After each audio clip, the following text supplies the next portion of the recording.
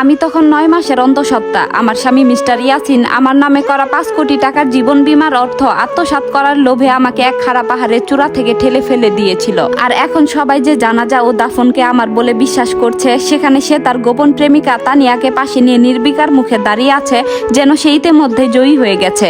তারা সবাই বিশ্বাস করছে আমি আর বেঁচে নেই, কিন্তু আমি এখনো জীবিত। মৃত্যুর সঙ্গে লড়াই করে ফিরে আসছি শুধু তাকে তার বিশ্বাসঘাতকতার উপযুক্ত শাস্তি দেওয়ার জন্য। পরে জানতে পেরেছিলাম আমার জানাজায় আমার স্বামী মিস্টার ইয়াসিনের চোখে এক ফোঁটা কান্নাও ছিল না। সে ঠান্ডা গলায় বলেছিল দুজনই পাহাড়ের খাদে পড়ে মারা গেছে। ওই অকর্মা মেয়েটা শেষ পর্যন্ত তার প্রাপ্য শাস্তি পেয়েছে।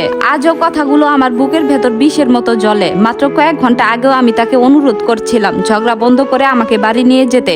আমরা গাছপালা ঢাকা এক নির্জন পাহাড়ের কিনারায় দাঁড়িয়েছিলাম। চারদিকে শুধু সবুজ শ্যামল গাছপালা আর মৃত্যুর মতো নিস্তব্ধতা। হঠাৎ কোনো সতর্কতা ছাড়াই সে আমাকে ধাক্কা দিয়ে নিচে ফেলে দিল। আমি গভীর খাদে পড়ে যেতে লাগলাম। প্রচন্ড বাতাস আমার আত্মচিৎকার গিলে ফেললো। প্রাণ বাঁচানোর আশায় আমি মরিয়া হয়ে কিছু একটা আঁকড়ে ধরার চেষ্টা করছিলাম। অনেক উপরে দাঁড়িয়ে থাকা মিস্টার ইয়াসিনের ঠোঁটে তখন এক নির্মম হাসি। সে চিৎকার করে বলল, চিন্তা করো না, তুমি আর আমার সন্তান বেশিক্ষণ কষ্ট পাবে না। এরপর চারপাশ লতাপাতার জঙ্গলে ঢেকে গেল। খাদের মাঝামাঝি একটি সরু পাথরে ধাপে গিয়ে আমি সজোরে আঘাত পেলাম। অসহ্য যন্ত্রণায় পুরো শরীর অবশ হয়ে যাচ্ছিল। তবুও প্রথমে আমি আমার 2 হাত দিয়ে গর্ভের সন্তানকে আগলে ধরলাম। বারবার ফিস ফিস করে বলছিলাম, বাবা আমার সঙ্গে থাকো, প্লিজ বেঁচে থাকো। ধীরে ধীরে বরফ আমাকে ঢেকে ফেলছিল। প্রতিটি নিঃশ্বাস আগের চেয়ে আরো ঠান্ডা হয়ে উঠছিল। তখন আর আমি শুধু নিজের জন্য লড়ছিলাম না, আমি লড়ছিলাম আমার সন্তানের জীবনের জন্য। হঠাৎ ঝড়ের শব্দের মাঝে উপরে মানুষের কণ্ঠ শুনতে পেলাম। মিস্টার ইয়াসিন তখনও চলে যায়নি। তার পাশে ছিল তানিয়া, যে সবার কাছে তার ব্যক্তিগত সহকারী হিসেবে পরিচিত ছিল। তানিয়া উদ্বিগ্ন কণ্ঠে জিজ্ঞেস করলো, ও কি মারা গেছে? মিস্টার ইয়াসিন হালকা হেসে উত্তর দিল, 5 কোটি টাকার জন্য ওর মরাই ভালো। সেই মুহূর্তে আমার কাছে সবকিছু পরিষ্কার হয়ে গেল। এটা কোনো দুর্ঘটনা ছিল না, এটা রাগের মাথায় করা কাজও ছিল না। সবকিছু আগেই পরিকল্পনা করা হয়েছিল। এই পাহাড়ে বেড়াতে আসা, নির্জন জায়গাটা বেছে নেওয়া, জীবন বীমার পলিসি, এমনকি আমার গর্ভধারণ পর্যন্ত। তানিয়া বলল তার খুব ঠান্ডা লাগছে। তারপর তারা দুজন আমাকে মৃত্যুর মুখে ফেলে রেখে চলে গেল, যেন আমি আগেই মারা গেছি। প্রায় 2 ঘন্টা আমি জীবন আর মৃত্যুর মাঝখানে ঝুলেছিলাম। প্রচন্ড ঠান্ডা আমাকে ধীরে ধীরে নিস্তেজ করে দিচ্ছিল। অন্ধকার বারবার আমাকে গ্রাস করতে চাইছিল। কিন্তু যখনই আমি জ্ঞান হারিয়ে ফেলতে বসেছি, তখনই আমার হাতের নিচে খুব ক্ষীণ একটি নড়াচড়া অনুভব করেছি। আমার সন্তান তখনও বেঁচে ছিল, তাই আমিও হাল ছাড়িনি। হঠাৎ তুষার ঝড় ভেদ করে একটি সার্চ লাইটের আলো আমার উপর এসে পড়ল। একটি কালো হেলিকপ্টার পাহাড়ের উপর ভেসে রইল। সেখান থেকে উদ্ধারকারী দলের পোশাক পরা একজন লোক দড়ি বেয়ে নিচে নেমে এলেন। আমি ভেবেছিলাম অবশেষে উদ্ধারকারী দল আমাকে খুঁজে পেয়েছে, কিন্তু তিনি যখন নিজের গোগলস খুললেন, আমি হতবাক হয়ে গেলাম। রূপালী চুল, নীল চোখ, একটি মুখ যেটি আমি জীবনে মাত্র একবার দেখেছিলাম, আমার মা নাসরিন আক্তার লুকিয়ে রাখা একটি পুরনো ছবিতে। তিনি আমার পাশে হাঁটু গেড়ে বসলেন। তারপর আমার মুখে জমে থাকা বরফ আলতো করে সরিয়ে কাপা কণ্ঠে বললেন, সুমাইয়া, অবশেষে আমি তোমাকে খুঁজে পেয়েছি। আমার বুকের ধুকপুকানি যেন থেমে গেল, কারণ এই মানুষটি মাহমুদ রহমান যেই হন না কেন, তিনি ঠিকই জানতেন আমি কে। চোখ খুলে আবার বন্ধ হয়ে আসছিল। চারপাশের সবকিছু কুয়াশার মতো ঝাপসা লাগছিল। তীব্র শীত, অসহ্য ব্যথা আর শরীর জুড়ে রক্তক্ষরণের কারণে আমি ঠিক বুঝতে পারছিলাম না আমি স্বপ্ন দেখছি নাকি সত্যি কেউ আমাকে উদ্ধার করতে এসেছে। কিন্তু যখন সেই অপরিচিত মানুষটি আমার নাম ধরে আবার ডাকলেন, তখন আমার ভেতরটা কেঁপে উঠল। তিনি বললেন, সুমাইয়া, চোখ খোলা রাখো, আর একটু সাহস রাখো, তুমি নিরাপদে আছো।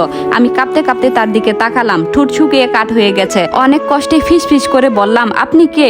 লোকটি এক মুহূর্তের জন্য আমার চোখের দিকে তাকিয়ে রইলেন। তার চোখেও যেন বহু বছরের জমে থাকা অপরাধ বোধের ছাপ।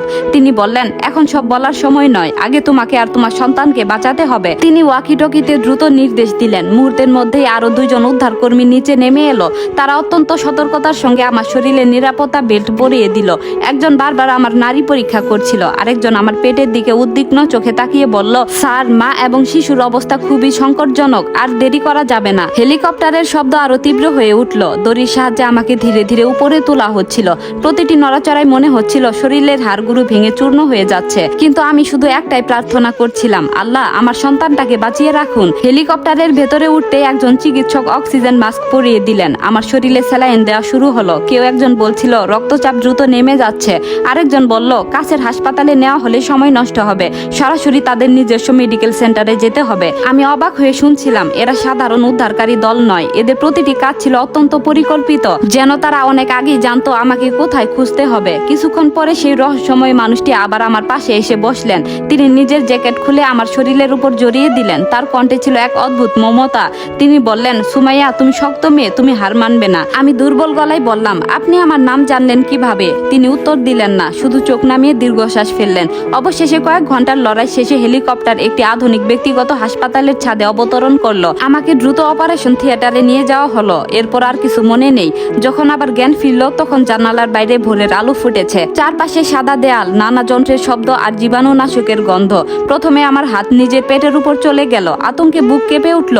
ঠিক তখনই একজন নারী চিকিৎসক হাসি মুখে আমার কাছে এসে বললেন, অভিনন্দন, আপনি এবং আপনার সন্তান দুজনেই এখন আপাতত বিপদমুক্ত। অলৌকিক ঘটনা ছাড়া এটাকে অন্য কিছু বলা যায় না। আমার চোখ বেয়ে অশ্রু গড়িয়ে পড়ল। এতক্ষণ ধরে বুকের ভেতর জমে থাকা ভয় এক মুহূর্তে যেন ভেঙে গেল। আমি কান্না করতে করতে শুধু বললাম, আমার সন্তান বেঁচে আছে? চিকিৎসক মাথা নেড়ে বললেন, হ্যাঁ, তবে আপনাদের দুজনকে কিছুদিন পর্যবেক্ষণে রাখতে হবে। আমি আল্লাহর শুকরিয়া আদায় করলাম, কিন্তু পরের মুহূর্তেই মিস্টার ইয়াসিনের মুখটা চোখের সামনে ভেসে উঠল। তার সেই নিষ্ঠুর হাসি, তানিয়ার কণ্ঠ আর 5 কোটি টাকার কথা আমার কানে আবার বাজতে লাগলো। আমার চোখের জল মুহূর্তেই শুকিয়ে গেল।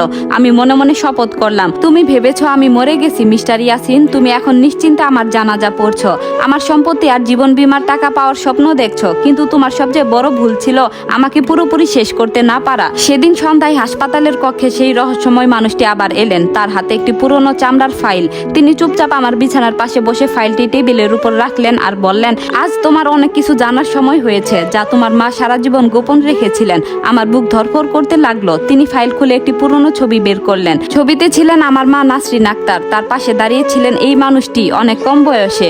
দুজনের মুখে ছিল উজ্জ্বল হাসি, আর তাদের মাঝখানে কোলে একটি ছোট্ট শিশু। শিশুটির গলায় ঝুলছিল একটি অর্ধচন্দ্র আকৃতির রূপার লকেট। অজান্তে আমার হাত নিজের গলার দিকে চলে গেল, কারণ ঠিক একই রকম লকেট আমি জন্মের পর থেকেই পরে আছি। আমি বিস্ময়ে কাপা কণ্ঠে জিজ্ঞেস করলাম, এটা কিভাবে সম্ভব?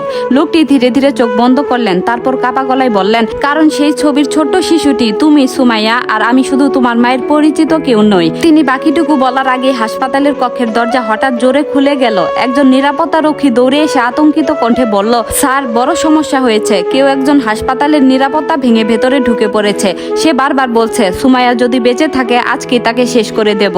কথাটা শুনে আমার শরীর ঠান্ডা হয়ে গেল, কারণ সেই কণ্ঠস্বর আমি খুব ভালো করে চিনতে পেরেছি। সে আর কেউ নয়, আমার স্বামী মিস্টার ইয়াসিন। গল্পটি কেমন লাগলো জানাবেন। এটি ছিল গল্পের প্রথম পর্ব। আর পরবর্তী পর্বটি শুনতে চাইলে অবশ্যই একটি কমেন্ট করবেন। ধন্যবাদ।